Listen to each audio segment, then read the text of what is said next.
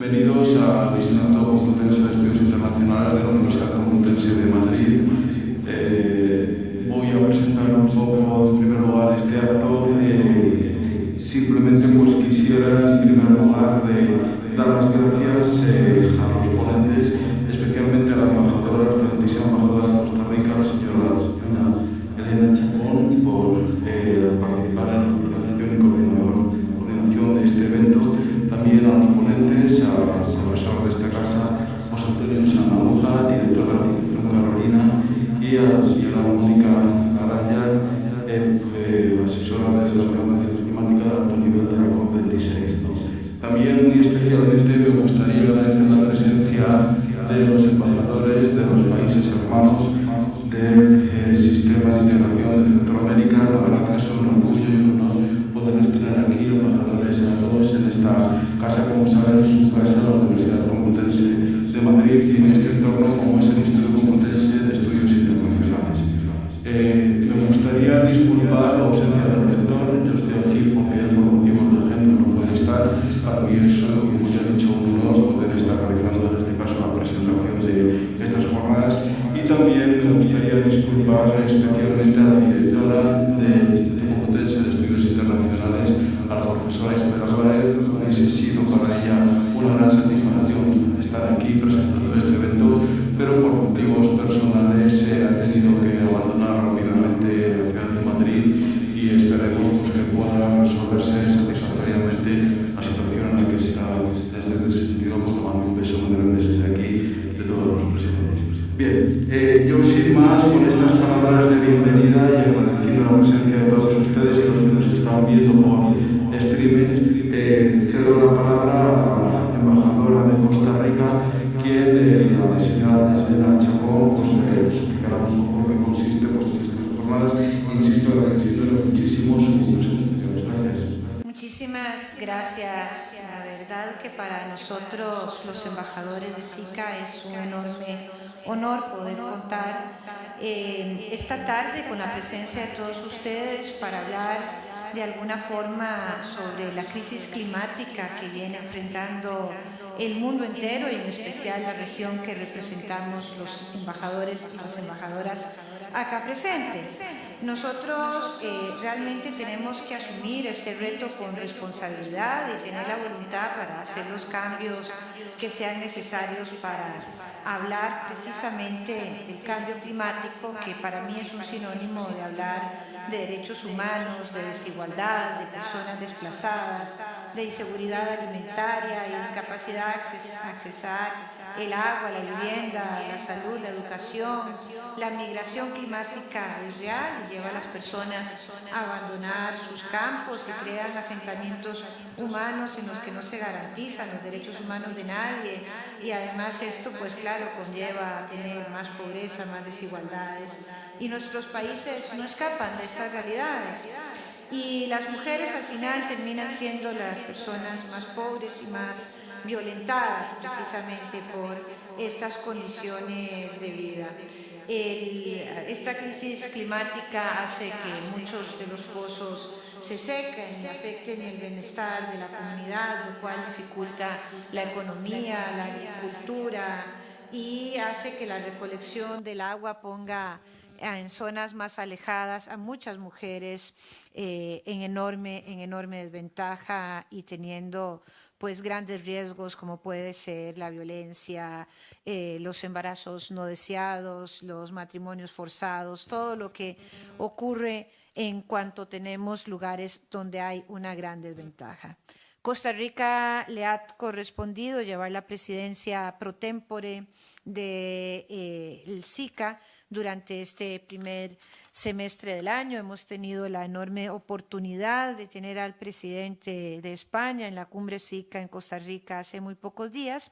Y ya para culminar con nuestras acciones, hemos querido tomar algunos puntos que eran los ejes que nos diseñaba nuestro Ministerio de Relaciones Exteriores y los puntos que habíamos encauzado los miembros del SICA, para poder conversar sobre diferentes temas. Y el de hoy es precisamente el tema de la crisis climática, lo cual agradezco profundamente a la Universidad Complutense, a don José Ignacio López, a nuestro cónsul honorario que nos ha llevado a poder tener este encuentro, don Javier García Bernal, a don José Antonio Sinaguaja, director de la Fundación Carolina, que participe con nosotros, y a doña Mónica Araya, que parece que han habido algunos problemas de coordinación, los cuales en este momento estoy viendo los correos, y pues ahí ha habido un intercambio de ellos en donde queríamos que doña Mónica nos hablara durante unos pocos minutos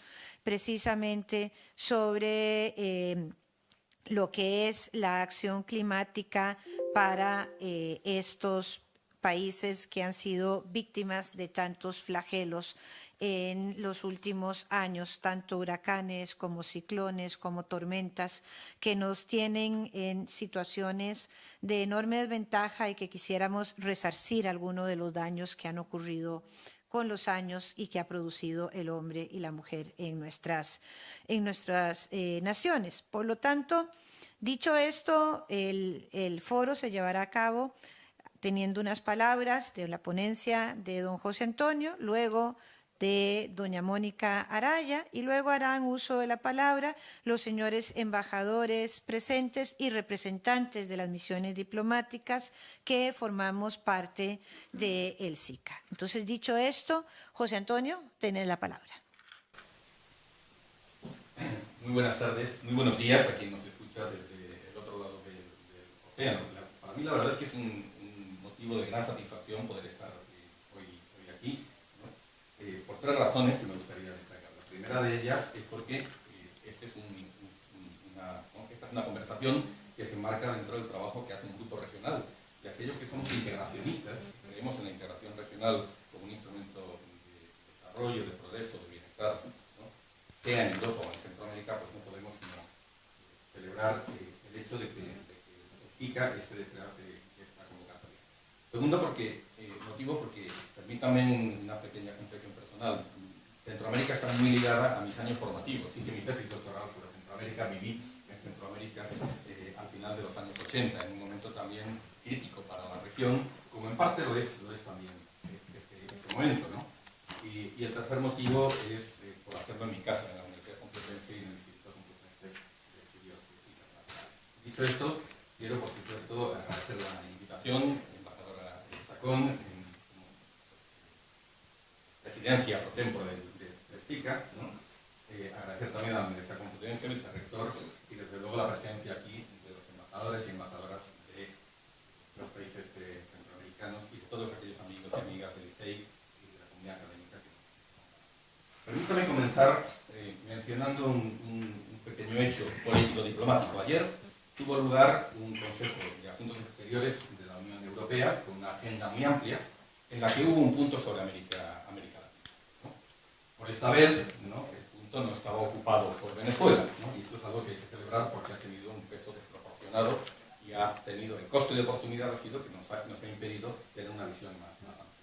En la preparación tuve ocasión de conversar en mis funciones como asesor especial para América Latina del Alto Representante, tuve ocasión de conversar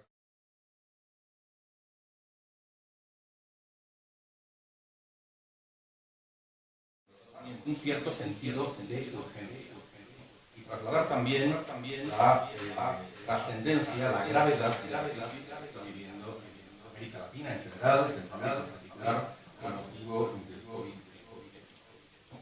Bien, entonces, hace un año era Europa, éramos nosotros, estamos convertidos en el epicentro mundial de la pandemia. Ya para el mes de junio, América Latina ocupó este lugar. Tengo que decir que a la luz de los últimos datos, ¿no? Sigue ocupando este lugar.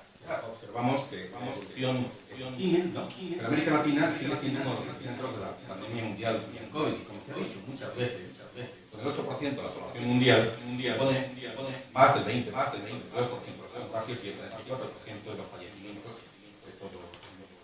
Y a mediados de junio, de un total mundial de muertes oficialmente registradas, un total mundial de 3,36 millones de personas, América Latina representaba 1,1 millones de Estamos en este momento en una media móvil semanal de 4.000 muertes diarias.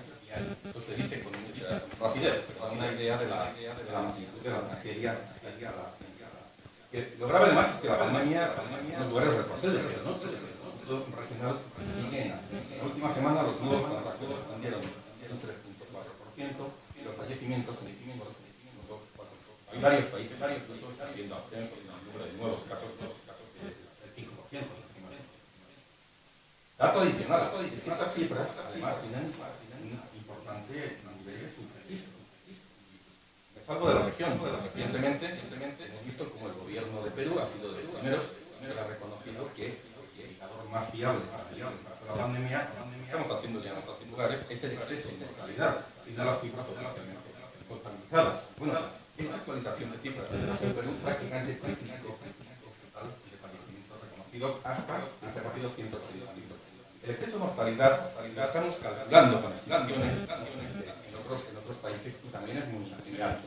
37% más Ecuador, 5% Nicaragua, México 10% Bolivia, 34%, Chile, 30% también Chile. Incluso aquí en España hemos tenido registro, que no es un problema latinoamericano, o algo. Pero es importante, una idea de la tragedia humana. Y dato adicional, y es que la vacunación, coincidimos que es el remedio inmediato a esta situación, pues está avanzando a un ritmo muy lento y desigual, en el que inciden primero factores propios de cada país. Hay sistemas nacionales de salud débiles, ¿no?, con menores capacidades, falta de recursos, pero también hay factores externos. Creo que es importante que lo reconozcamos y lo pongamos sobre la mesa, ¿no?, como la escasa disponibilidad de vacunas a escala global, el acaparamiento de vacunas de los países ricos, que como ha publicado recientemente la prestigiosa revista The Lancet, pues ha hecho que COVAX, siendo una buena idea para hacer el título, pues esté en este momento al borde del fracaso. Hay excepciones en la región muy notables: Chile, República Dominicana, Uruguay, ¿no? En el resto de los países se sitúa por debajo del 15% de la población con la pauta completa de vacunación, ¿no? Y los que están mejor en Centroamérica no superan este umbral en cuanto a la pauta completa, como es el caso de Costa Rica, El Salvador y Panamá. El resto, incluyendo algunos centroamericanos, está por debajo del 1% en cuanto a la vacunación completa. Esto da una idea también del desafío inmediato, el más inmediato que tenemos que abordar. Así que lo primero, digamos, que tenemos que poner sobre la mesa para hacer frente a todas a esta agenda de desarrollo es que necesitamos una mejor respuesta a las imperiosas necesidades de vacunación de la región. Y aquí hay que decirlo, esto tiene que pasar por un levantamiento extraordinario y temporal de la protección de las patentes, como ha planteado el gobierno español, o un sistema de licencias obligatorias para propiciar un rápido aumento de la producción y acceso a las vacunas, como ha planteado recientemente la Comisión Europea. Sea una u otra vía, lo que es urgente es que se amplíe la escala de la producción y se amplíe el acceso a las vacunas y se haga frente a este rezago en la inmunización, que sería el primer punto, el más imperioso, el más. Ahora, la crisis sanitaria se convirtió muy pronto en una crisis de desarrollo más amplia, que además tiene lugar en un escenario de economías y sociedades frágiles y dependientes, con alta desigualdad, clases medias en ascenso, resultado del ciclo expansivo posterior, que ahora ven sus expectativas de consumo y ascenso social frustradas, especialmente para la siguiente generación, grupos vulnerables, que se llaman pobres, que son propensos a caer de nuevo por debajo de la línea de pobreza, y en ocasiones también élites reacias a aceptar sociedades más abiertas, y las demandas de grupos sociales en ascenso. Exigen la renovación y la ampliación del contrato social. La situación de excepcionalidad y la fuerte incidencia que define el COVID-19 en América Latina, en América Central, se explica en gran medida por brechas de desigualdad preexistentes. No es solamente la crisis sanitaria, sino que es el patrón de desarrollo previamente existente. Y de ahí, ¿no?, que se haya insistido tanto en que la crisis como oportunidad tenga que servir para replantear el modelo de desarrollo, o la frase también tantas veces expresada, para reconstruir mejor, ¿no?, para hacerlo de una manera más verde, más inclusiva, ¿no?, y con mayor incorporación, mayor productividad y mejores perspectivas de crecimiento económico. También los datos los conocen. CEPAL ha hecho unas estimaciones que sitúan la magnitud de la crisis en torno a un 7% de la caída del producto, es la peor en los últimos 120 años y plantea el riesgo de una nueva década perdida para el desarrollo, 45 millones de personas pobres adicionales. Y lo que esto plantea, si ya antes de la pandemia alcanzar los objetivos de la Agenda 2030, era una tarea que se nos antojaba compleja y difícil, pues ahora vamos a tener que hacer un esfuerzo adicional de motivación, de financiación, de energía para poder alcanzar esos objetivos o al menos prevenir rezagos en ¿no? La pandemia está, digamos, en suma, está además agudizando patrones de desigualdad en todos los ámbitos, socioeconómica, étnica, de género, muy importante, ¿no? Que ya existían en la región. Hay que reconocer que los países de la región están haciendo un esfuerzo fiscal sin precedentes para hacer frente a la crisis. Vaya esto por están prestando, como no lo han hecho antes, apoyo a los grupos más vulnerables y al sector productivo, con transferencias directas a las familias y apoyo a las empresas. No puedo sino felicitar a los gobiernos aquí presentes, ¿no?, por el esfuerzo que están realizando, que solo unos meses antes nos hubiera parecido inimaginable, ¿no? Pero también tenemos como telón de fondo de esos esfuerzos sistemas fiscales insuficientes y en ocasiones regresivos y un nivel de endeudamiento que ya era elevado antes de la pandemia, con lo cual el margen fiscal monetario para responder, para adoptar políticas contracíclicas, pues es muy reducido. Y es que el gran problema de la región es acceder a la financiación para responder a la crisis, desplegar esas políticas contracíclicas y financiar la recuperación cuando pueda esta producirse. Algunos países han mantenido el acceso a los mercados internacionales, ¿no? En América del Sur, el alza de los precios de las materias primas, algo menos en Centroamérica, algo está ayudando también a capear el temporal, ¿no? Pero no hay que descartar en el mediano plazo crisis fiscales y ante cambios en la economía internacional. Piensen en una eventual subida de los tipos de interés en los Estados Unidos, podría darse en algunos países incluso situaciones de crisis de deuda. Y también esto es parte de ese mensaje de urgencia que se trataba de trasladar a los otros Estados miembros de la Unión Europea. Y es que las sociedades y las economías de la región están en muchos aspectos exhaustas ya después de tantos meses de pandemia y no están en condiciones para asumir, ¿no?, paquetes fiscales que sean regresivos, reformas fiscales que sean regresivas y, desde luego, ciclos de políticas de austeridad o débil crecimiento, esos que pueden llevar a una nueva década perdida. Si efectivamente, como nos está diciendo la directora del Fondo Monetario Internacional, este es el momento de ampliar el gasto y tener políticas fiscales más expansivas, la pregunta inmediata es quién va a financiar esto. Y bien, Estados Unidos puede recurrir a la FED, nosotros podemos endeudarnos colectivamente en Europa, pero para América Latina el único recurso que existe, que además comporta un injusto estigma financiero, es el del FMI. Por tanto, necesitamos de respuestas distintas y más innovadoras. El papel de la cooperación internacional y regional será clave en este sentido, en este reto de financiación del desarrollo, con mecanismos para facilitar ese acceso a la financiación, para el tratamiento de la deuda, ¿no?, que impulsen también una mayor coordinación y cooperación económica en la región. De nuevo, aquí el SICA está llamado, más allá de que pueda haber diferencias políticas entre los gobiernos, que las hay, está llamado a ejercer un papel mucho más relevante. Es necesario para coordinar esa respuesta regional. Saben ustedes que se han propuesto algunas medidas, por ejemplo, una emisión extraordinaria de derechos especiales de giro en el FMI, que proporcionaría un cierto colchón de financiación a la región, para, desde luego, en lo inmediato hacer frente a la crisis, pero también para financiar a medio y largo plazo esa recuperación post-pandemia que tiene que ser, entre otras cosas, más inclusiva y que tiene que ser verde, ¿no? Ahora, la cuestión es que estos derechos especiales de giro, el acceso a estos derechos especiales de giro, debiera financiar o debería nutrir fondos fiduciarios o mecanismos adicionales a la cuota que corresponde a cada país para esa recuperación. Y no se debería dejar fuera de estos mecanismos a los países de renta media, ¿no?, como los que representa la región Centroamérica, ¿no? Sin esto es difícil hablar de recuperación post-COVID, más inclusiva, con mayor productividad y, desde luego, que facilite esa transición ecológica, ese avance que todos necesitamos hacia descarbonización. Hay que añadir, necesitamos también un papel más activo de los bancos regionales en la región, el CAF, el BID, desde luego el Banco Centroamericano de Integración Económica, con un mayor respaldo externo para que pueda tener más capacidad de movilizar recursos hacia la región, y para aquellos que lo necesiten, no podemos, como ha hecho hasta ahora el G20, no podemos limitar las soluciones a los problemas de sobreendeudamiento a los países de menor renta. Es necesario un marco que cubra también a los países de renta media de América Latina. Saben ustedes que recientemente hemos celebrado una cumbre iberoamericana en Andorra, que entre otras cosas ha planteado todo un abanico de propuestas para hacer frente a la crisis y financiar la recuperación. Y entre muchos de estos elementos que he mencionado están ahí contemplados. Son ya un consenso regional. Y la región, por cierto, ha demostrado de nuevo que, más allá de sus diferencias políticas, es capaz de definir una hoja de ruta común para esta recuperación. Esto es un valor que ha tenido importantes desafíos. Una de ellas, por ejemplo, una de las propuestas que se ha hecho es la de un nuevo marco estándar multilateral de valoración de riesgos financieros y macroeconómicos que incorpore la excepcionalidad de la situación del COVID-19, al que pudieran adherirse las agencias calificadoras de riesgos para evitar que las rebajas de calificación crediticia generen un efecto procíclico y terminen agravando adicionalmente la situación.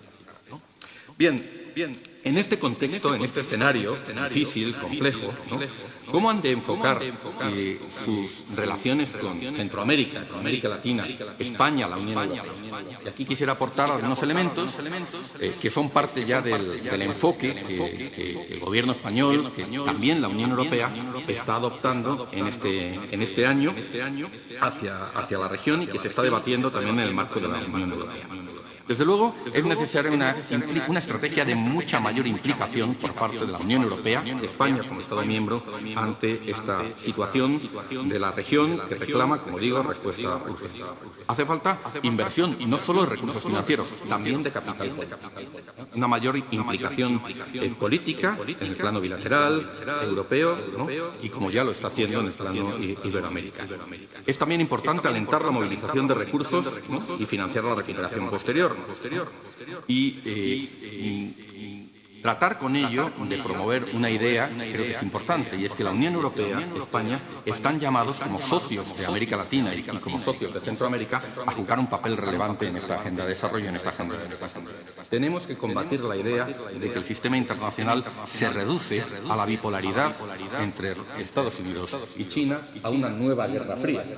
Esto no solamente es analíticamente incorrecto, sino que además nos tira piedras, es una forma de tirar piedras contra nuestro propio tejado, en el sentido de que nos coloca en una situación de subordinación estratégica tanto a los latinoamericanos como a los europeos, y nos priva de la agencia que tenemos y que podemos desplegar para trabajar juntos en las soluciones multilaterales que requerimos. Ejes que deben articular o que están articulando esta estrategia: la respuesta al COVID, obviamente, la transición ecológica, desde nuestro lado en el marco del Pacto Verde Europeo, y la autonomía estratégica, desde una perspectiva geopolítica. Sobre estos tres ejes gravita un programa de transformación de España y de la Unión Europea. Esto es parte de nuestra propia agenda y afecta a nuestra relación con ustedes. Afecta a nuestro propio desarrollo social y económico y nuestra relación con el resto del mundo, en una coyuntura caracterizada por fracturas en la globalización, la impugnación del orden internacional liberal. Respuesta a la COVID. Algo de esto ya he señalado, y para ya ir terminando de manera muy esquemática. Dos retos fundamentales. Uno, movilizar recursos financieros, buscar respuestas multilaterales a los retos de financiación y, de esta manera, generar espacio fiscal para que los países de la región, por sí solos, puedan desplegar las políticas sanitarias, las políticas económicas y las políticas de recuperación. En España en particular, como ustedes saben, está impulsando mecanismos para facilitar ese acceso a la financiación y al tratamiento de la deuda. Tuvimos en junio del año pasado una reunión convocada por Presidencia del Gobierno, justamente para hablar de este tema. Se ha hablado de ello también en la cumbre de Andorra, y en el marco de la Unión Europea se está impulsando un papel proactivo de la Unión Europea en el G20, en el FMI, en relación, por ejemplo, al uso de derechos especiales de giro, ¿no? Segundo elemento importante en esta respuesta, el acceso a las vacunas, ¿no? Y tengo que decir que en este sentido nuestra actuación no ha sido precisamente ejemplar, ¿no? La Unión Europea ha tenido una actuación en cierta manera contradictoria, porque por una parte ha apostado por soluciones multilaterales, es el principal financiador, el principal impulsor de un mecanismo que, digamos, tiene un enorme potencial, que es COVAX. Pero al mismo tiempo, con su política de compras, ha dejado el mercado prácticamente vacío, una política de acaparamiento de vacunas, ¿no?, que ha impedido a los propios países de la región poder acceder al mercado y obtener las vacunas que necesitan. Este es un asunto que tenemos que afrontar, ¿no?, más allá de que pueda ampliarse la capacidad de producción hacia final de año. Y ya he señalado que la vía, a mi juicio, pasa por esas dos propuestas que se han planteado, no necesariamente excluyentes, un levantamiento extraordinario y temporal de las patentes, ¿no?, que es una regla multilateral. No estamos vulnerando ningún principio ni regla multilateral porque está perfectamente previsto en las reglas de la OMC, ¿no? Y, por otra parte, también hay previsto un sistema de licencias obligatorias como el que, en parte, la Task Force sobre vacunas de la propia Unión Europea ha ido planteando, ¿no? Autonomía estratégica, actuación reforzada de la Unión Europea para recuperar el diálogo político. Desde 2015 no tenemos cumbres, no tenemos una relación política de alto nivel que las fracturas políticas en la región han hecho hasta ahora imposible. Pero como la cumbre de Andorra demuestra, a pesar de esas diferencias políticas, ¿no?, la magnitud de la crisis es tal, ¿no?, que ya no puede, esas fracturas políticas no pueden ser esgrimidas como excusa para no reunirse y no ponerse de acuerdo, al menos en los imperativos que la crisis del COVID está planteando. Todos sabemos cuán importante es la agenda de la democracia y los derechos humanos y las profundas diferencias que tenemos sobre esto. Pero la cooperación multilateral en materia de vacunas, en materia de financiación para el desarrollo, no puede esperar, y así lo están demandando las sociedades. Y sería erróneo en este momento vincular una a la otra. Ahora, esto no quiere decir que la cuestión de la democracia no sea relevante. Y como ustedes saben, la ministra de Asuntos Exteriores, Unión Europea y Cooperación, Arantxa González Laya, ha anunciado en estos días una iniciativa, La democracia que queremos, es el título que ya tiene, que es una expresión de esa implicación constructiva y que pretende reforzar los sistemas democráticos frente a dinámicas de polarización, de fragmentación, riesgos que tiene la democracia hoy en América Latina, pero permítame subrayarlo, también en Europa. Porque el problema de la democracia hoy, de la desafección, de la crisis de confianza de las sociedades hacia las instituciones, hacia los partidos, no es ni mucho menos un problema que afecte a una región en concreto, sino que es un problema compartido, ¿no? Esta iniciativa, La democracia que queremos, que ha anunciado la ministra, ¿no?, se va a proponer también a los Estados miembros y plantea una agenda muy amplia de cooperación para reforzar las instituciones democráticas. Asume, y esto es muy importante, una agenda ampliada. Asume que la democracia no solo es elecciones, no solamente son derechos fundamentales, que lo son, sino que tiene una agenda ampliada que implica un nuevo contrato social en el que los derechos económicos, sociales, ¿no?, la ciudadanía civil también es muy importante. Componente clave de ello, desde luego, un pacto fiscal tantas veces reclamado, ¿no? Y, finalmente, el Pacto Verde Europeo, y con esto termino. El Pacto Verde Europeo no es una mera política de adaptación o mitigación del cambio climático, continuación de las que la Unión Europea venía desplegando hasta ahora. Es el marco de nuestra política económica, en su conjunto, en este momento. Y es también la matriz de la futura política exterior de la Unión Europea. Tiene carácter global y omnicomprensivo. No es una política sectorial. Esto me parece que es importante subrayarlo, ¿no? Tiene una importante, obviamente, dimensión exterior, dada la naturaleza global de la emergencia climática. Este es un problema, no es europeo ni latinoamericano, es colectivo y solamente mediante la acción colectiva vamos a resolverlo. Promover la transición ecológica y, en particular, el Acuerdo de París habrá de ser una meta central en la política exterior y de seguridad de España, de la Unión Europea. Implica también un reconocimiento de la emergencia climática como amenaza y fuente de inestabilidad. ¿Qué quiere hacer la Unión Europea en este sentido? ¿Qué quiere hacer España? Varias cosas. Quiere, en primer lugar, cooperar con otros Estados para promover estándares ambientales más exigentes en las cadenas de valor mundiales, en una demostración práctica de lo que la profesora Anu Bradford llama el efecto Bruselas o el poder regulatorio de la Unión Europea. Supone también una diplomacia ambiental más activa en los foros multilaterales y en las relaciones bilaterales con los socios de América Latina, tanto en marcos interregionales como el marco Unión Europea-CICA, como bilaterales. Establecer alianzas verdes que alienten mayor ambición en los objetivos de descarbonización y neutralidad climática. Supone también acelerar, incrementar la financiación con objetivos verdes. a través del nuevo instrumento Global Europe, del instrumento de cooperación al desarrollo de la Unión Europea y de sus herramientas, ¿no? El Fondo Europeo de Desarrollo Sostenible, Plus, que se va a orientar justamente a movilizar recursos públicos y privados para proyectos que tienen que responder a unos estándares ambientales más exigentes. Y finalmente también en el ámbito comercial. Y termino con una reflexión. Tenemos un marco en nuestra relación con América Latina que es el de los acuerdos de asociación. Y los acuerdos de asociación, como el Acuerdo Unión Europea-Centroamérica, son instrumentos en los que pueden confluir, pueden ser útiles para la recuperación pospandemia, para la transición ecológica y para la autonomía estratégica. Pero ello implica, en primer lugar, que dejemos de verlos como meros acuerdos de libre comercio. Claro que tienen un componente comercial, claro que favorecen el comercio, como lo hace la propia Unión Europea, pero de la misma forma que es reduccionista ver la Unión Europea únicamente como un acuerdo comercial o ver la integración centroamericana únicamente en su dimensión económica, también deberíamos ampliar la mirada respecto al acuerdo de asociación que nos une a centroamericanos y europeos. Son algo más que un TLC. Tienen o deben aspirar a tener un marcado carácter geopolítico. Pueden ser herramientas para la autonomía estratégica tanto de la Unión Europea como de América Latina frente a la crisis de la globalización, el cuestionamiento del multilateralismo y la supuesta y peligrosa bipolaridad entre Estados Unidos y China, que, como indiqué, trata de situar, ¿no?, o tiene como consecuencia situar tanto a Latinoamérica como a la Unión Europea en una posición de subordinación estratégica. Y esta visión es consistente con el sentido último de estos esquemas de integración, que aspiran a ser algo más que meras áreas de libre comercio y que tienen desde su origen, y esta es la enseñanza de Esquipulas, que celebrábamos, cuyo aniversario celebrábamos hace unos días en Casa de América, ¿no? Y es que este ciclo integracionista en Centroamérica, como la propia Unión Europea, salvando las distancias, tienen un objetivo último, que es promover la paz y la estabilidad en sus respectivas regiones. No olvidemos esa finalidad última.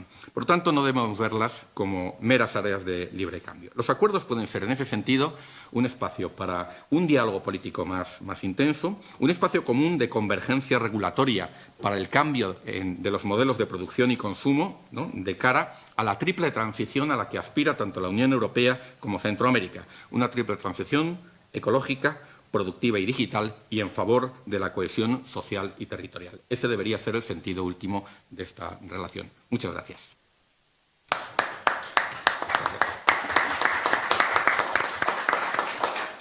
Muchísimas gracias, José Antonio.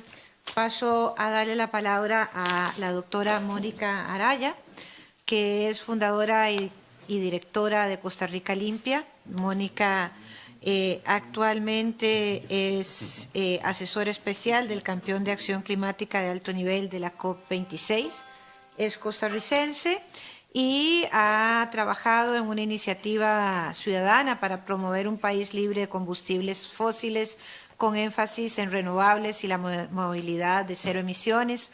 Ha trabajado en temas de sostenibilidad por más de 20 años, tiene un doctorado de la Universidad de Yale, y fundó Nivela.org y además fue negociadora climática. Es una persona tremendamente conocida, fue declarada personalidad del futuro, y tengo que comentarles también que su charla en TED sobre una Costa Rica sin combustibles fósiles tiene más de 1 millón de visitas, así que creo que es una de las ticas más vistas. Es mentora de Next Visionaries y es parte de una iniciativa de Homeward Bound que la llevó a la Antártida, que fue una expedición de mujeres la más grande que se ha hecho en la historia. Lamento mucho que haya habido problemas de comunicación y administración, Mónica, pero te agradezco tu presencia en este foro en donde queremos hablar sobre realidades, retos y oportunidades frente al desarrollo sostenible para los países SICA. Adelante. Buenas tardes, y para mí es un honor estar aquí y sobre todo me alegra mucho poder estar virtualmente con doña Ana Elena, una mujer que admiro y que pues me conectó con ustedes, así que estoy muy agradecida por esa conexión. Yo estoy conectándome desde Ámsterdam y debo confesar que es raro pensar que estoy conectada con un grupo que está junto en persona, porque hasta la fecha todos los encuentros habían sido virtuales. Entonces, poco a poco estamos reconectándonos y esperemos que que la vacuna permita que esto sea posible no solo en Europa, sino también en el resto del planeta. Me pareció muy acertada y muy interesante la exposición anterior de José Antonio. Yo lo que les propongo es complementar mis ideas, o sea, hacer dar una pincelada adicional, dado que no quiero ser repetitiva, y si no menciono algunas dimensiones de esta realidad que vivimos es porque ya fueron muy bien acentuadas en la participación anterior. Entonces, yo quisiera, dado que trabajo en temas de cambio climático y esa palabra tiende a estar asociada con la palabra de carbono o la palabra de impactos, y rápidamente se puede convertir en una conversación abstracta. Lo que me gustaría hacer hoy, dado que estamos hablando de nuestra región, es abordarla desde una perspectiva humanista, porque al final del día lo que nosotros necesitamos es transformar la vida de las personas y hacerlo con un modelo económico, con un modelo social que tenga en cuenta el cambio climático. Es decir, prefiero empezar por el lado de la gente y luego entrarle a las otras variantes. Yo, pues, como se pueden imaginar, con el tema de COVID, a cada uno de nosotros nos ha afectado diferente, y en esa medida, en mi forma de ver las cosas, cada vez más creo que tenemos que hablar de ese contrato social, llamémoslo verde, por decirlo así. Es decir, empecemos por garantizar ese contrato social que necesitamos y que vimos con COVID. Necesitamos que haya hospitales que funcionen, necesitamos que una persona mayor sepa a dónde ir, necesitamos que haya esa institucionalidad que garantice la salud, necesitamos muchas cosas, pero el punto es que ahora donde está la gracia es que saquemos conclusiones, porque esto no nos puede llevar a lo mismo de siempre. Entonces, lo que quería hacer en estos breves minutos era aterrizarlo en cosas muy concretas donde yo veo luz al final del túnel, porque sabemos que hemos atravesado una de las situaciones más dramáticas que nos podíamos haber imaginado. Es decir, por ejemplo, en 4 países centroamericanos en 2018, en esos 4 países, 2 millones de personas tenían hambre, y con COVID y cambio climático pasamos de 2 a 8, ¿verdad? Los amplificadores, COVID y cambio climático. Es decir, es una lista de problemas que tenemos, entonces tenemos que, por un lado, tener claro que hay mucha complicación, mucha complejidad, mucho dolor, mucha angustia, y a la vez tenemos que ser muy pragmáticos, porque si no, nos vamos a dar cuenta que se nos termina la década climática donde tenemos que tomar decisiones. Entonces, 3 ámbitos donde yo empiezo a ver luces, y no me refiero solo así como en abstracto en Europa, sino luces en América Latina, donde nosotros tenemos que aterrizar esto en la región. Una es alrededor del concepto de la ciudad sana, la ciudad caminable, la ciudad que tiene naturaleza adentro. Y yo les quiero compartir una pregunta que me hizo un joven en una charla en Costa Rica, cuando hablamos en un espacio ciudadano, muchacho que podía tener unos 17 años. Y después de él oír todo, la pregunta que él me hizo fue: ¿cuándo cree usted que yo me voy a poder bañar en un río urbano en Costa Rica? Y esa pregunta merece atención, porque eso significa que sus expectativas han cambiado. Esa pregunta yo no me la hubiera hecho, porque hubiera asumido que el río de la ciudad iba a estar sucio. Y este chico me dice: no, yo quiero saber cuándo yo me puedo bañar. ¿Y por qué eso es importante? Porque yo empiezo a ver iniciativas de abajo hacia arriba que empiezan a decir: no, pero si nosotros queremos que los ríos de las ciudades estén limpios, y yo quiero además meterme en eso. Entonces, por ejemplo, en Costa Rica ha surgido de abajo hacia arriba un modelo que se llama una ruta naturbana, que dijo: y yo quiero que poder ir, y va a estar sucio. Y este chico me dice, no, yo quiero saber cuándo yo me puedo bañar. Algo está pasando. ¿Y por qué? No sé si oyeron, pero era mi voz de repetida. Entonces, el punto es que hay algo en ese binomio ciudad-naturaleza donde nosotros tenemos mucho que ganar si apostamos a encontrar qué es lo que podemos hacer en Centroamérica para que la vida cotidiana de las personas que tienen que ir a la ciudad a trabajar no sea una pesadilla como es ahora por la contaminación, por la falta de árboles, y lo hemos visto en estudios, desafortunadamente, que en América Latina, cuando se estudia dónde están los árboles de la ciudad, pues están en ciertos barrios, ¿verdad? Ya sabemos que son los barrios que tienen más dinero, entonces eso no puede ser en una región que tiene tanta naturaleza y tanta naturaleza tan hermosa y tan rica.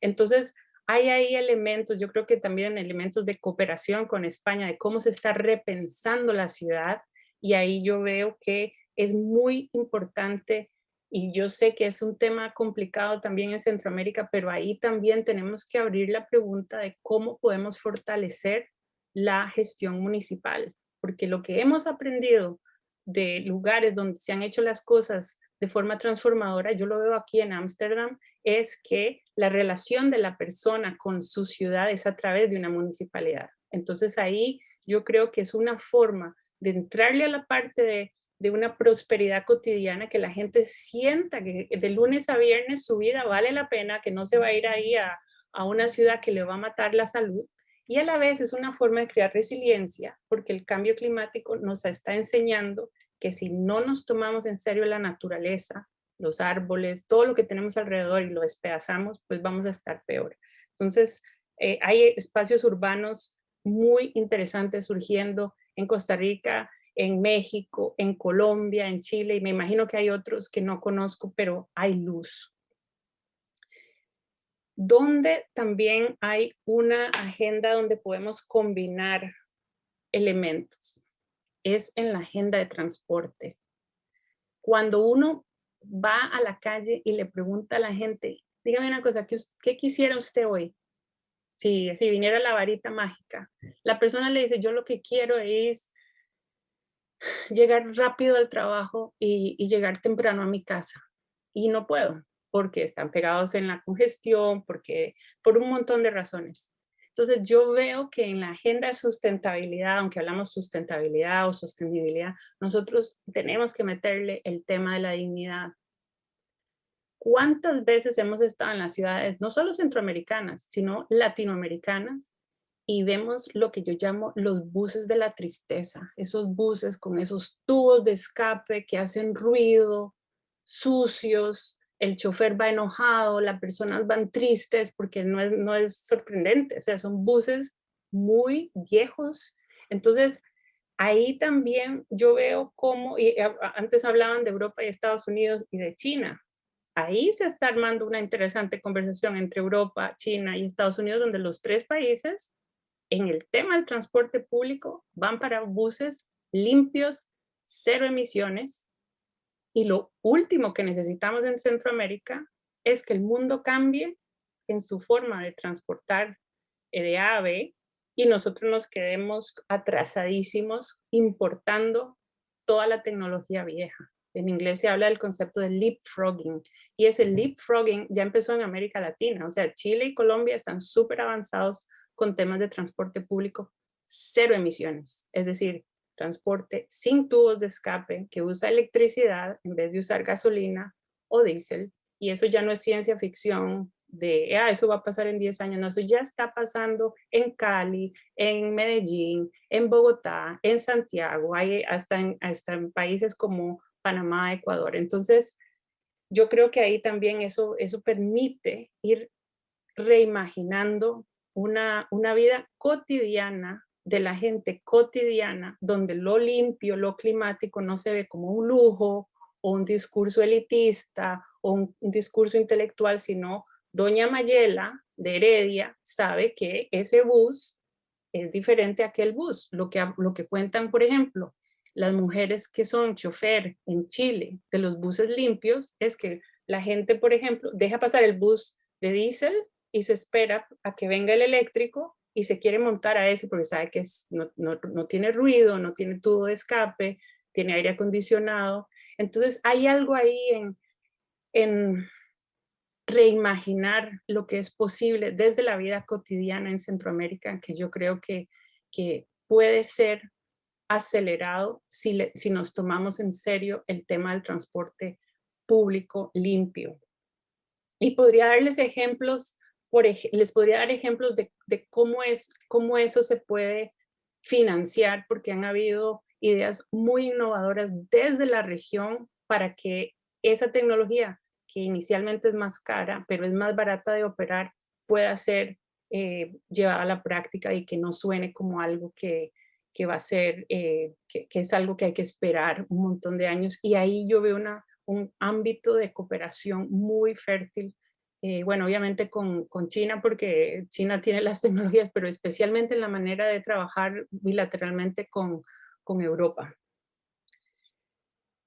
Por cierto, si alguien se lo está preguntando, hay ahora un partenariado global, yo estoy trabajando con ellos, para entrarle al tema también del transporte informal, porque sabemos que el transporte informal es una realidad en el mundo en desarrollo, es una realidad en Centroamérica. Entonces, la parte bonita es que incluso quienes trabajan solo en la parte informal del transporte, incluso en ese espacio ya hay preguntas muy, muy grandes de cómo hacer para que esos modos de transporte también puedan ser más limpios y dignos.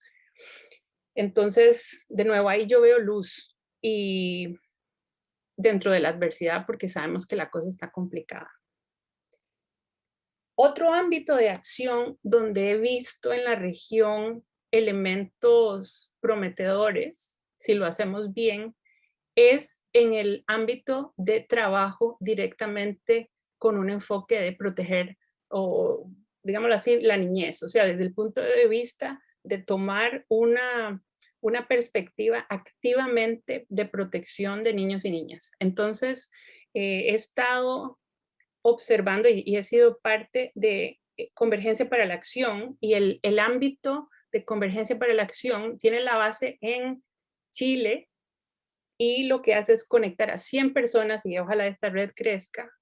Y la idea es, y me parece interesante, es centrarse en las niñas, los niños de 0 a 3 años, y los dos ángulos para entrar a esta problemática tan grande que tiene la región y tan trágica es por un ángulo de cambio climático y por otro de migraciones. Entonces, por ejemplo, una niña de 2 años que está en una ciudad donde hay mucho cambio climático y hay un problema económico, pues obviamente está en un riesgo enorme de acabar siendo llevada fuera de su país porque su familia busca una vida mejor. Entonces, lo que me parece muy interesante de esta activación, de esta red, es que abiertamente dice, vamos a conectar estos temas de la niñez, cambio climático y migración. Esto no pasaba antes en la región porque se abordaban los 3 temas por separado. Yo hago niñez, pero yo no hablo cambio climático. Yo trabajo migración, pero yo no trabajo con niños.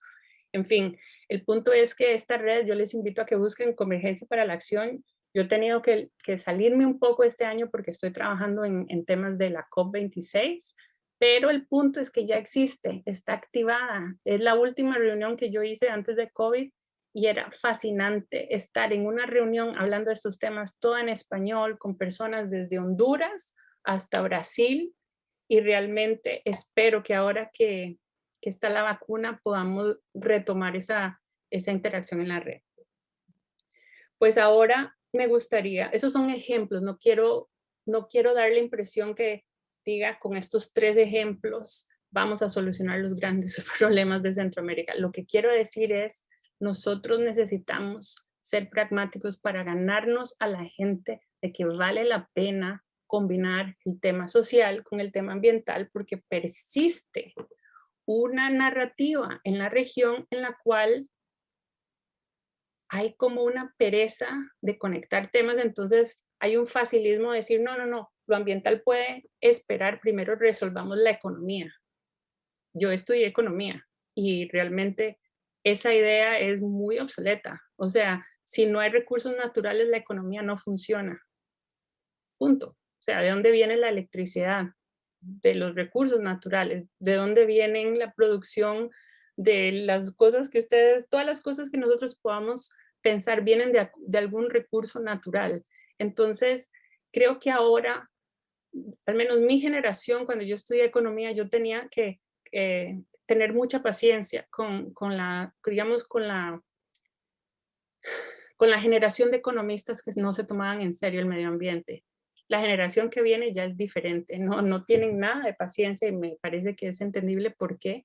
Entonces yo creo que entre esa impaciencia que vemos ahora de la gente joven que quiere respuestas, una de las cosas más concretas que podemos hacer en Centroamérica, sí, concretísima, es abrir la pregunta de si los debates económicos que estamos teniendo en la televisión, en los principales periódicos financieros, son los debates que nos van a llevar a las respuestas que necesitamos.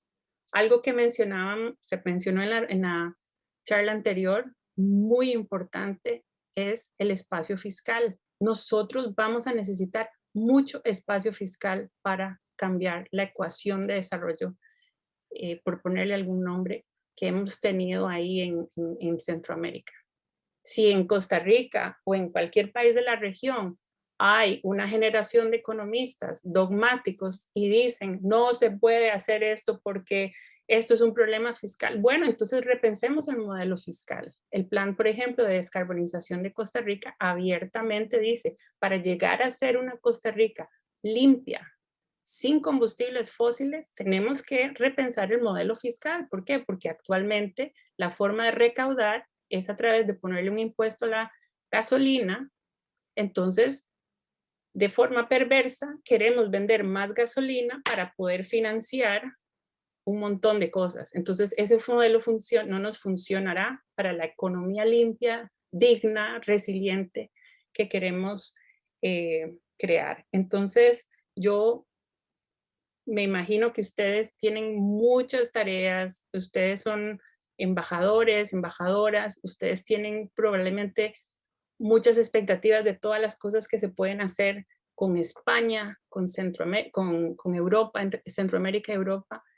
Si hay algo en que yo realmente creo que deberíamos apostar en ese diálogo de los dos lados del océano, es realmente en tomarnos en serio la pregunta de cómo vamos a hacer una forma de recuperación económica que realmente se tome en serio la emergencia climática y el tema de lo que llamamos en Costa Rica las garantías sociales. Si nosotros ahora realmente tenemos este sentimiento casi existencial de que estamos en un momento en el que podemos cuestionar muchas cosas más de lo que podíamos hacerlo hace 2 años, yo creo que apostemos por cambiar el tono y el contenido de esos debates económicos para que nos podamos permitir llegar a respuestas diferentes. Bueno, voy a parar aquí porque me emociono y sé que ustedes tienen también que compartir algunas impresiones. Muchas gracias. Siempre es gratificante escuchar que hay una luz al final del túnel. Vamos a hacer unas intervenciones muy cortas en aras del tiempo, que lo deseen los señores y señoras embajadores, y paso a darle la palabra al señor embajador de El Salvador. Mauricio.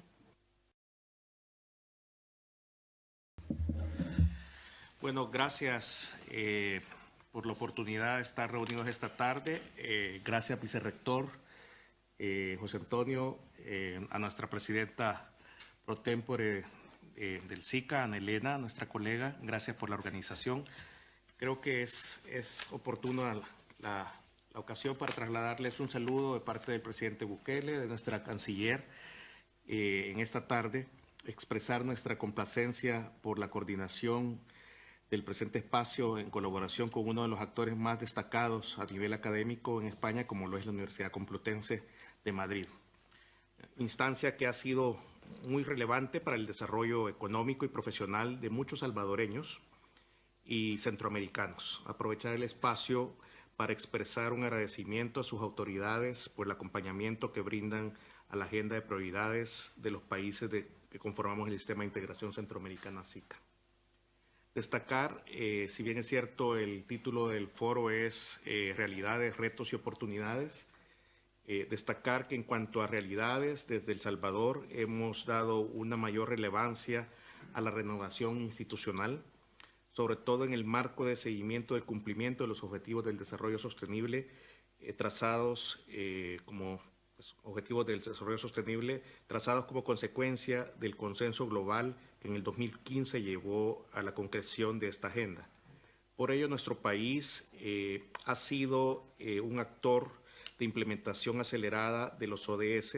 Llevó a cabo en el año 2020 la creación del Consejo Nacional de Desarrollo Sostenible, CNDS, instancia adscrita a la Vicepresidencia de la República y que tiene por mandato el monitoreo de la ejecución de estos compromisos, sus prioridades, sus supuestos,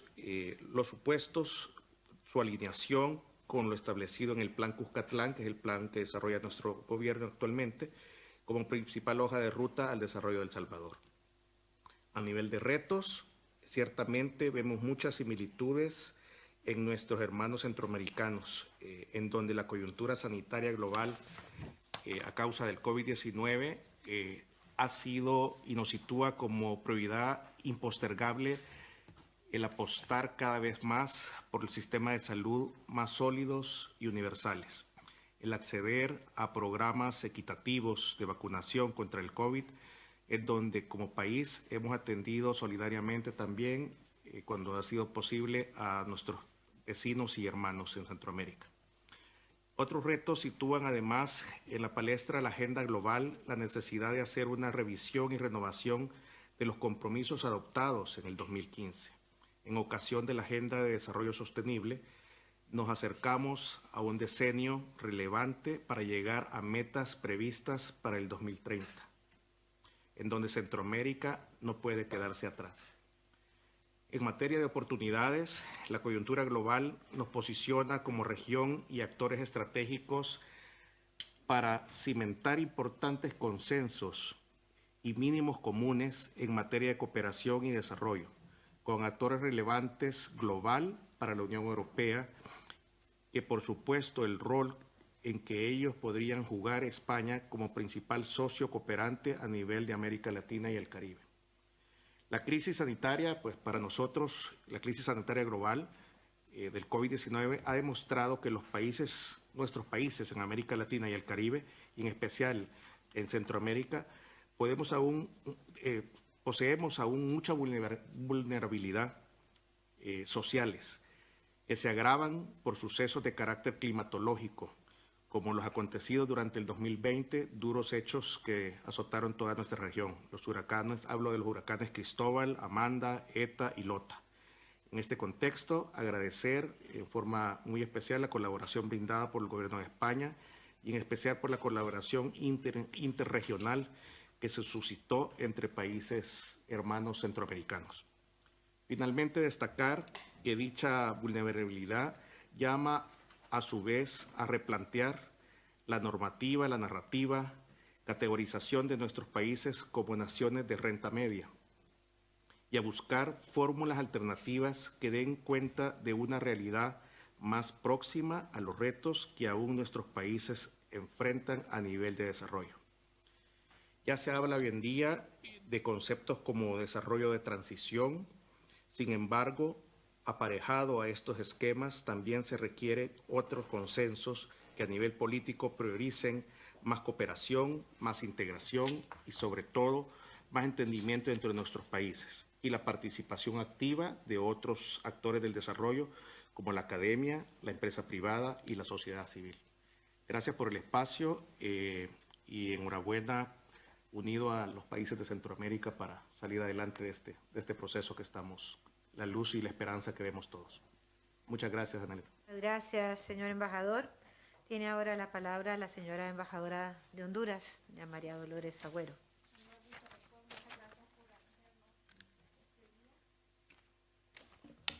Don José Antonio, igual muchas gracias por la excelente exposición que ha compartido esta tarde y a nuestra presidenta pro tempore por el espacio. Sin duda han sido reflexiones sumamente valiosas y es propicio la ocasión para reafirmar el compromiso de Honduras, en primer lugar con la Agenda 2030 y destacar algunos avances con respecto a la agenda nacional que nos hemos fijado para el cumplimiento de dichos objetivos. Desde su adopción en el 2015 se realizó un proceso amplio de socialización con instituciones de gobierno, academia, gobiernos locales y miembros de la sociedad civil. En el año 2017 presentamos el primer examen nacional para la revisión voluntaria, denominado Sentando las Bases para implementar la Agenda 2030, y en el 2018 se creó la Comisión Nacional como una instancia participativa responsable de coordinar la implementación, monitoreo y evaluación del cumplimiento de los ODS y la estrategia de implementación aprobada en el año 2020. La Agenda Nacional 2030 comprende, además de los 17 objetivos, la priorización de 68 metas y 99 indicadores nacionales, los cuales fueron definidos con base a su alineamiento con los principales instrumentos del Sistema Nacional de Planificación del Desarrollo, como ser la visión de país y el plan de nación, y conforme a las capacidades de medición del Sistema Nacional de Estadísticas. Sin embargo, como ya lo mencionaba el director José Antonio, la realidad del año 2020 nos hace tener que hacer un replanteamiento y una redefinición de nuestras prioridades. Para Honduras, la emergencia climática es crítica, es un tema de supervivencia que genera desplazamiento forzado, que genera migración, y el año 2020 fue un año sumamente duro.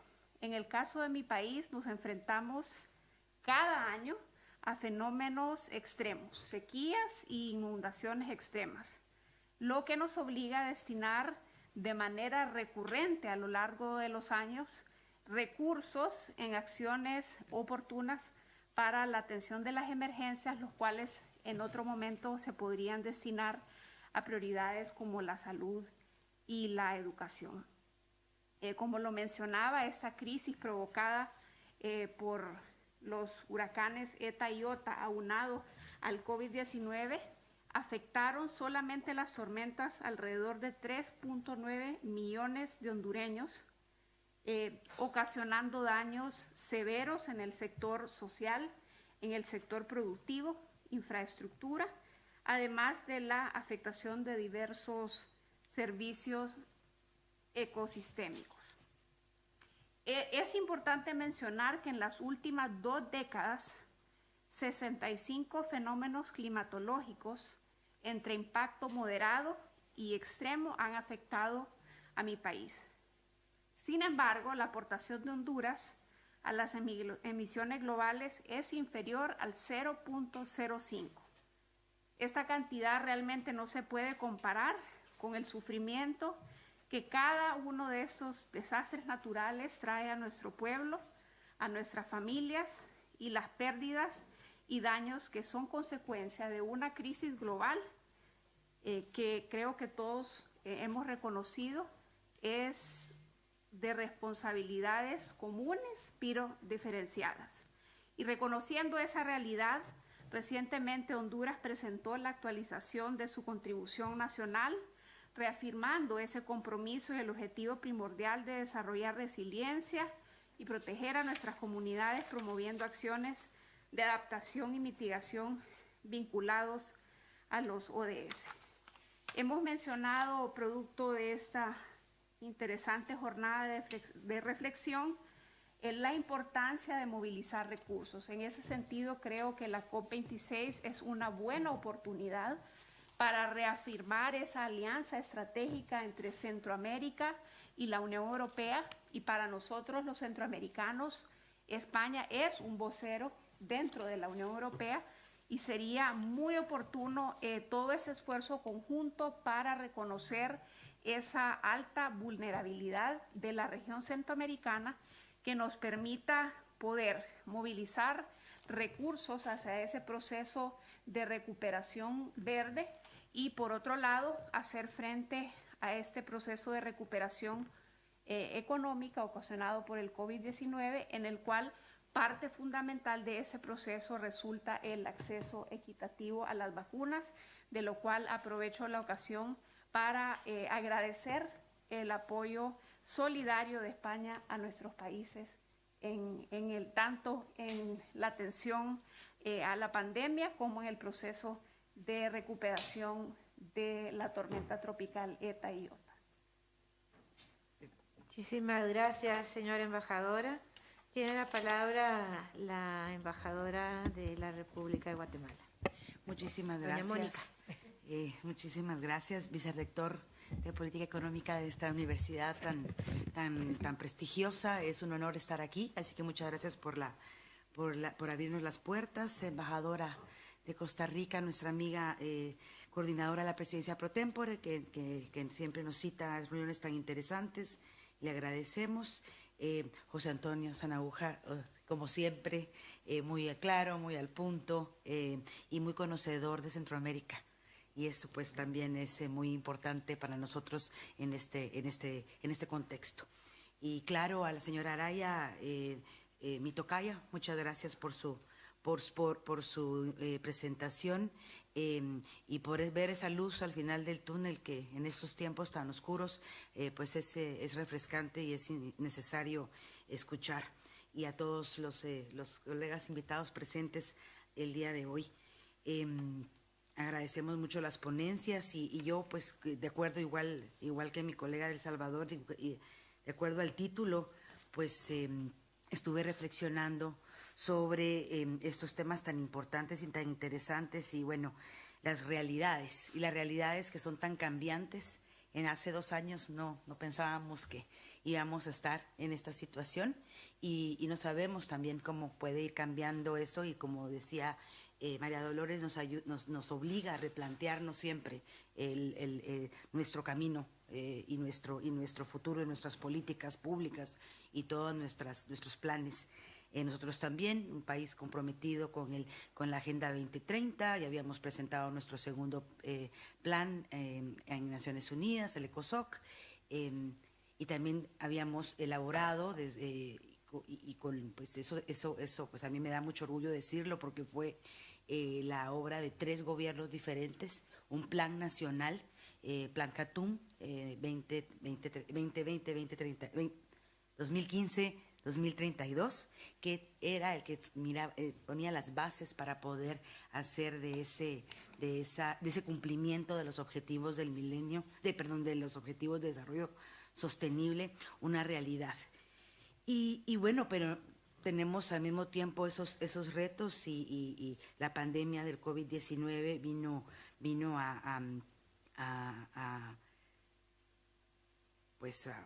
cambiar todos nuestros procesos ahora y nuestras prioridades. Ahora nuestra prioridad número 1 en el caso de Guatemala es por supuesto la recuperación económica, social y ambiental, la profundización de nuestras condiciones de seguridad alimentaria y nutricional, que claro se vieron afectadas.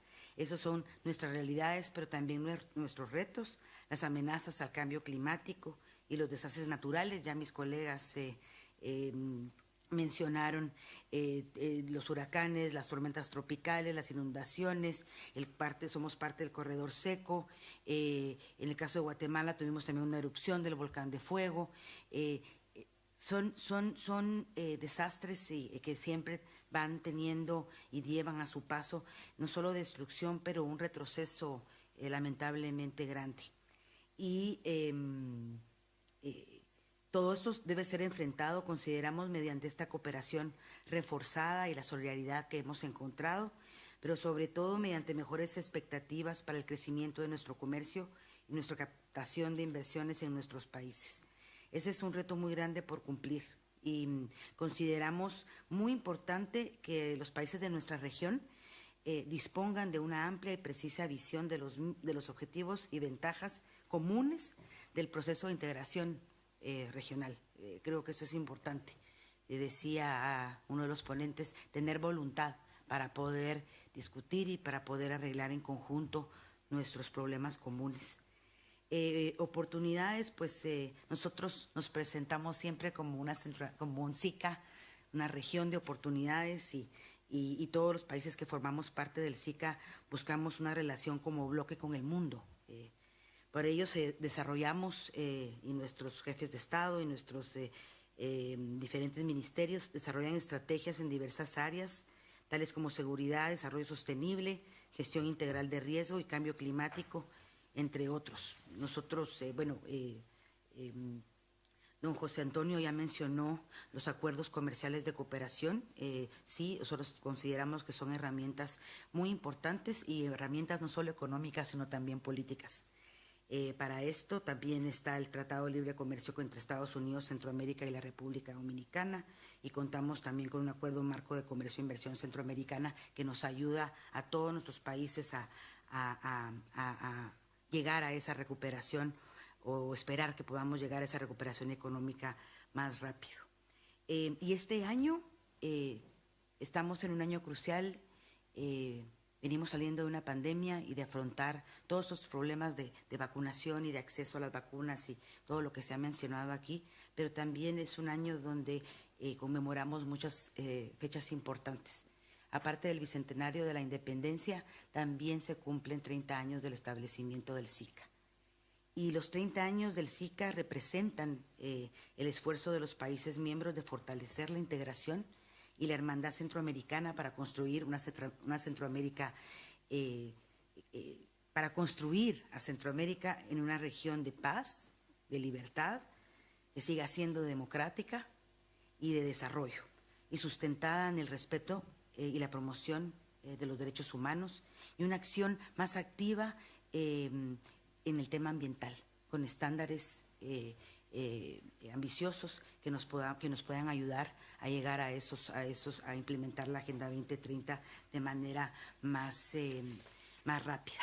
Nosotros vamos a ostentar la presidencia pro tempore en los próximos 6 meses, cuando nos la entreguen nuestros hermanos costarricenses, y entre las prioridades que se han identificado ya en la presidencia está, pues por supuesto, un relanzamiento del proceso de integración, en particular del diálogo político interno y con terceros países, socios importantes, países observadores del SICA que nos ayudan en todos los momentos, cuando los necesitamos, y el fortalecimiento institucional y funcional de nuestro sistema, y con una visión a futuro que conlleva pues la suscripción de una declaración prevista para septiembre, cuando se haga esa conmemoración importante, y esperamos contar con la presencia como testigo de honor de Su Majestad el Rey Felipe VI, que ya fue invitado,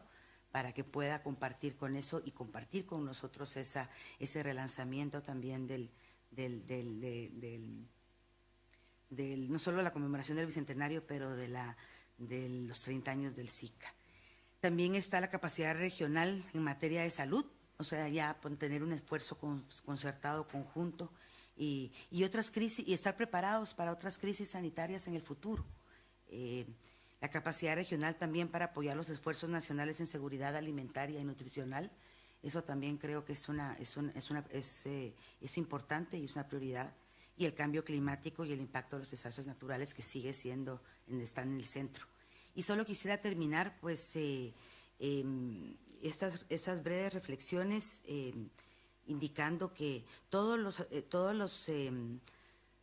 las metas y los objetivos de la Agenda 2030 están interrelacionados, y estamos convencidos de que solo abordando todos en común y sin dejar a nadie atrás, vamos a poder salir adelante. Claro, la cooperación internacional es importante, y por último, la implicación más activa de la Unión Europea en nuestro país, en nuestra región, perdón, va a ser clave para estos objetivos. Muchas gracias. Muchas gracias, Mi querida Mónica, tiene la palabra el señor embajador de República Dominicana. Muchas gracias, agradecemos mucho a nuestra coordinadora, la embajadora Chacón, también a los expositores, Sanagua y Araya, y al instituto, esta prestigiosa institución académica, por acogernos esta tarde.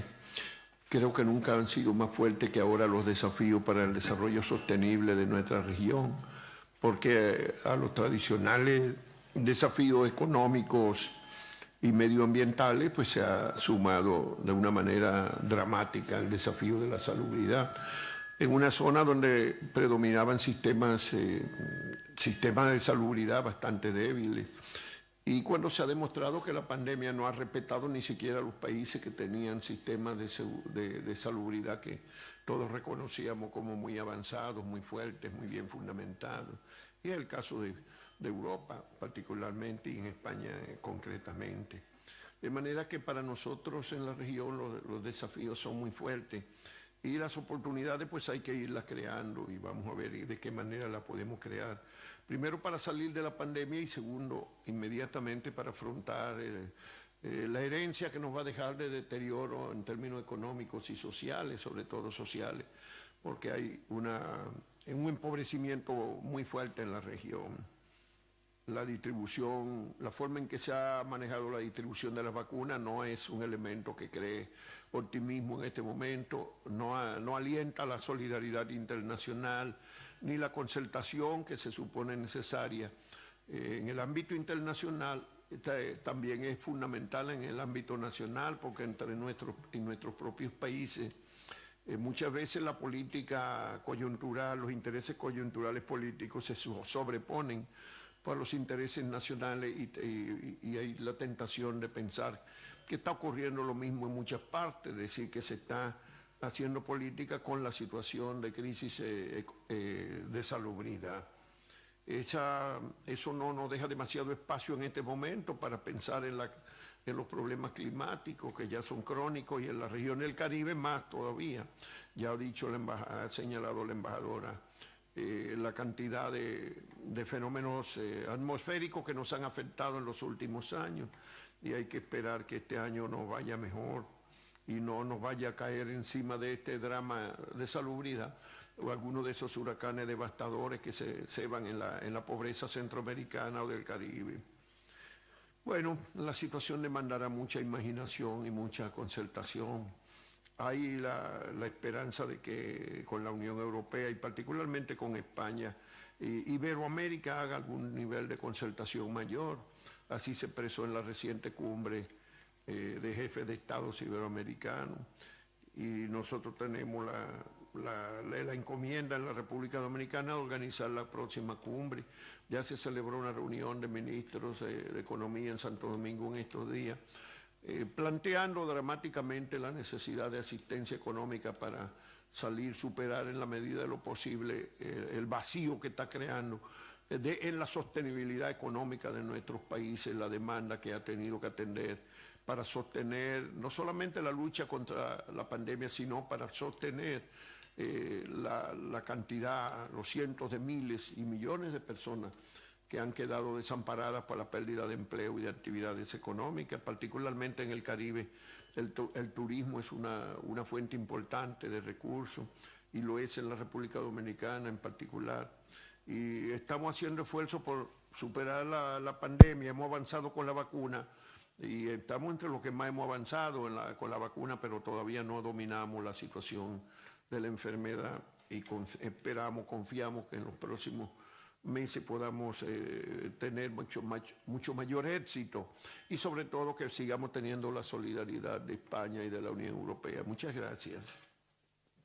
Gracias a usted, señor embajador. Y para finalizar esta ronda de intervenciones, tenemos la palabra del agregado diplomático, don Javier Mungía, de la Embajada de Nicaragua. Muchas gracias, embajadora. Muchas gracias, vicerrector. Muchas gracias, don Juanjo, por acogernos en esta prestigiosa casa. Queremos saludar por parte de nuestro gobierno y pueblo de Nicaragua y justificar un poco la ausencia de nuestro embajador, que por motivos de trabajo está fuera de Madrid. Queremos agradecer particularmente a la embajadora, presidenta, por llevar a cabo esta agenda de trabajo que ha venido efectivamente a unificar la región del SICA y, por supuesto, a entablarnos como pueblos hermanos. Muchas gracias. Muchas gracias a usted. Yo termino para darle el cierre al señor vicerrector. Nada más diciendo que me parece que estas reflexiones son de un carácter absolutamente serio, en el sentido de que tenemos una región que ha demostrado la vulnerabilidad, no solo a la crisis climática, sino también a la crisis sanitaria, en la cual esperamos siempre también se pongan los ojos de la Unión Europea y especialmente de España, como bien lo han dicho, que es nuestro interlocutor, para poder mirarnos como lugares donde necesitamos una recuperación, una reconstrucción con una economía verde y circular. De esta forma podríamos asegurarnos que baje lo que son los niveles migratorios, los niveles indeseables de pobreza y, por supuesto, la afectación que eso tiene para las poblaciones que tienen una mayor vulnerabilidad. Quizás de las cosas que dijo Mónica, que yo puedo hablar en este momento que me encantó, fue el tema de la asociación entre niñez, cambio climático y migración. Me pareció interesante hacer un enfoque ya multidimensional en esta materia, que tendíamos a verlo como puntos separados, quizás no niñez y migración, pero la migración asociada al cambio climático sí tiene sus bases. Por supuesto, el tema del transporte limpio y el no quemar búnker nos genera a nosotros retos interesantes en la región, y ciudades que sean más amigables y caminables. Sobre todo cuando se dice más amigables, también tiene un componente de género importante. Y estos debates que hacemos nosotros, los embajadores del SICA, me parece que son debates que tienen que trascender a tener un impacto en las poblaciones nuestras. Realmente la realidad que vive la región SICA en este momento es una realidad que amerita que se le preste atención, que amerita que podamos no solo reforzar las democracias, sino también buscar a través de nuestro trabajo diplomático un impacto serio en la calidad de vida de cada uno de los habitantes de nuestros países.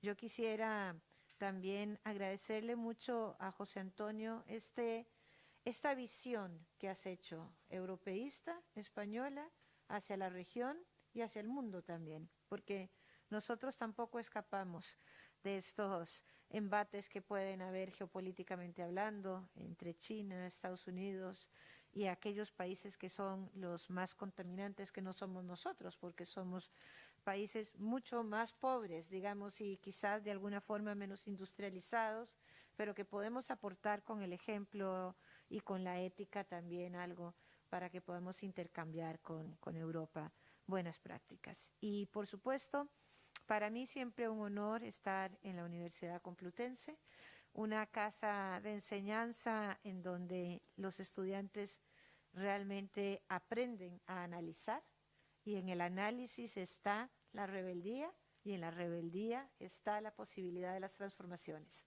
Y eso a mí me parece extraordinario, que no nos conformemos con una receta de devastación que quizás hemos dejado otras generaciones, porque bien lo decía el presidente Obama, y siempre lo cito cuando estoy en estas actividades, porque me tocó firmar la COP21 y soy negociadora en la COP21, somos la última generación que podemos hacer algo, porque la que viene ya no tendrá una forma de resarcimiento en el daño que hemos causado al medio ambiente. Y siendo esta ya la penúltima actividad que me toca con la presidencia pro tempore, agradezco mucho la paciencia, el apoyo de quienes hemos podido llevar diferentes temas y materias a la discusión de nuestro grupo, pero sobre todo el compromiso demostrado de cada uno de nosotros por hacer transformaciones en una región que realmente lo amerita porque nuestra gente así lo solicita, y si ustedes van, se enamoran de cada uno de nuestros países y se darán cuenta cómo hay voluntad, talento, innovación, pero también necesitamos ese aprendizaje y esa movilidad social que solo la educación y el análisis nos puede brindar. Así que muchas gracias por esta oportunidad.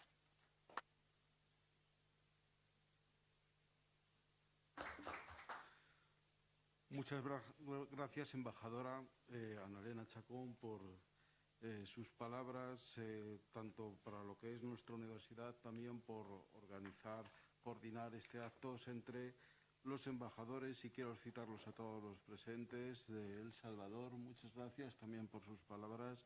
La embajadora de Honduras, el embajador de la República Dominicana, gracias también. El embajador, la embajadora en este caso de El Salvador, ya lo he comentado, de Guatemala, que en este caso me parece que sustituye la presidencia de la coordinación de... Sí, el viernes se lo doy. SICA, un reto que va a comentar, y también pues el agregado diplomático de la Embajada de Nicaragua. Muchas gracias también por asistir.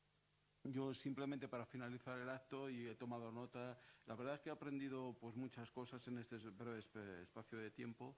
Sí, citando lo que ha dicho el profesor Sanahúja, no solamente en calidad de director de la Fundación Carolina, y desde luego el papel que representa en este caso de España y también de la Unión Europea, como ha podido comentar, ha comenzado diciendo que él es un defensor de la integración, ¿no?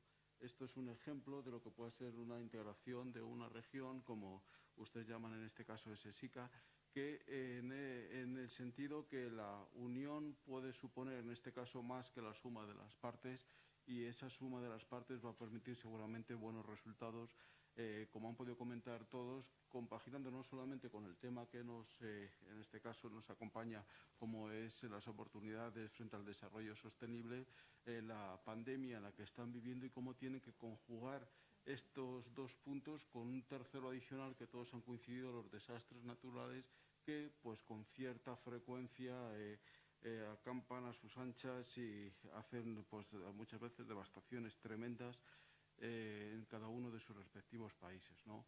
En ese sentido, el profesor Sanahúja pues, ha puesto de manifiesto la importancia de dos elementos en su charla, que nos ha dado muy conciso, lo que se refiere a los recursos de las vacunas y también cómo va a financiar en este caso pues la integración, y ha matizado también muy importante lo que es el capital político, ahondando en este caso lo que pueda suponer la democracia en el sentido más amplio del término, como ha reflejado.